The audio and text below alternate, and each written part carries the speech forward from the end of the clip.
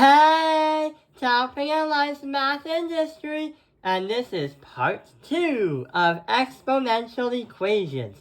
So in the last video, we were doing an introductory lesson on exponential equations. But we've been also taking a look at this formula, y equals ab to the power of x, and also what the graphs have looked like. But what if I told you that sometimes this formula is going to look different on your next assignment or your next test? Sometimes your math teacher will make that formula look in different formats, but have the same kind of structure. This kind of new formula is the same, but it helps you visualize where to move things.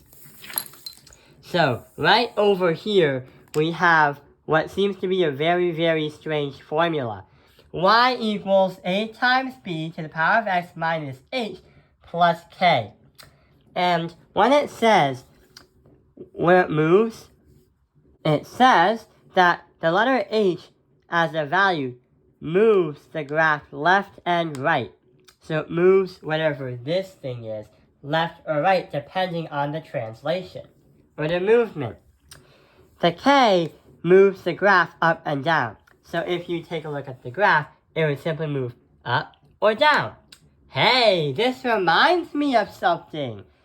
This formula looks very familiar because if you watched one of our previous videos in the previous episodes, we've actually seen this kind of formula before. And sure enough, it does look like that formula.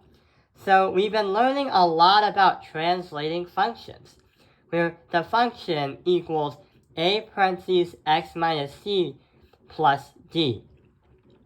What you put in the c value means you move the graph left and right. Whatever you put in the d value will make it up and down. But whatever you put in c is going to be the opposite. So if you say negative 6, we have a negative, it's going to actually be a positive 6. If we have a positive 7, negative plus 7 is going to be a negative 7. The same thing applies to the rule way up here. If h was negative 6, it would stay to become a positive 6. If it was a negative 7, it would become a positive 7. But when we say positive 6, if it's a positive 7 and a negative, it's a negative 7.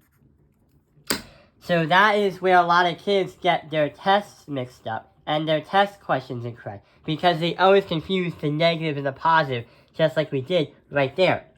So yeah, the letter H, whatever you put in it, moves the graph left and right, and whatever you put in the K moves the graph up and down, which is very, very similar to this one. There's one more thing that we kind of have to know. That how do we know where the line's going to stop, or where it's going to go, and where is it supposed to be headed for? Because sure enough, these lines are going to last forever and ever until they stop. But the problem is, they're never going to stop. But there's another problem. They're trying to get somewhere. What they're trying to get to is actually very, very impossible. And it's a line. The line is called the asymptote. It's a very weird way to say it. So an asymptote is a line that reaches 0. It tries to reach 0, but it can never, ever, ever, ever get there. It also shoots towards infinity. So it's a line that marks where the line, or the curved line, is supposed to go, or where it wants to go, but it can never achieve it. For example, we can say right here that the asymptote is going to be this dotted line. The reason why it started is because this blue line, the exponential, for this equation, is never, ever, ever going to reach this red line. You can literally go to a microscopic app or a microscope and visualize all the lines, but you'll never ever see the blue line touch the red line. It's impossible. But we can say that the red line is the asymptote because that's what it's trying to get to, but it can never ever do that. So now we know all the definitions and the fundamentals for exponential equations. What we can do now is we can practice with them. So right here, what we have to do is understand the growth, decay, the movements, and what the asymptotes are.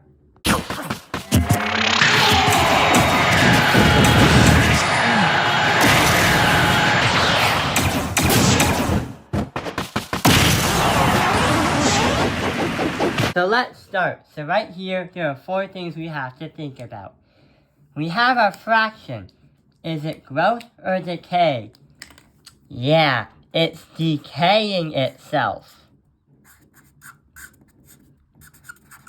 The next thing is, we'll take a look at the translations.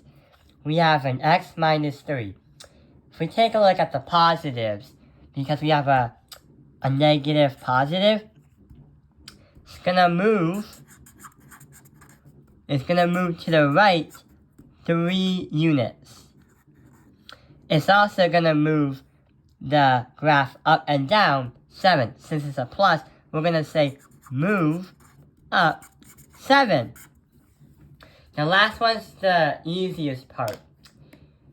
The 7 right here, this value, the k value, is going to represent the asymptote. That's where the line is going to be at what the 0 is going to be. So, the asymptote doesn't always have to be 0. It could be somewhere else, like way up here. But we can also assign an exponential function or equation and make it go down like this. But we'll still never ever, the black line will never ever reach the green line or even touch it. So right here, we can say that the asymptote, ASSM, is going to equal y equals 7. Because the asymptote is going to be a straight line. It's always going to be a straight line. Let's take a look at the next one. So right over here is different. Is it growing or decaying? Yes, it's growing. Because the value for a is greater than 1. We could also say we have negative. And when that happens, we are going to say it's going to move to the left 3 units. Since we have a plus 4 on the k value, we could say move up by 4. But what about the 4 as an asymptote? ASSM is going to equal y equals 4. So it's going to be at a different asymptote. A different line on the graph. I hope this video has helped you understand all about the fundamentals of exponential equations. Thank you for watching Taoping Airlines Math Industry. Like and subscribe!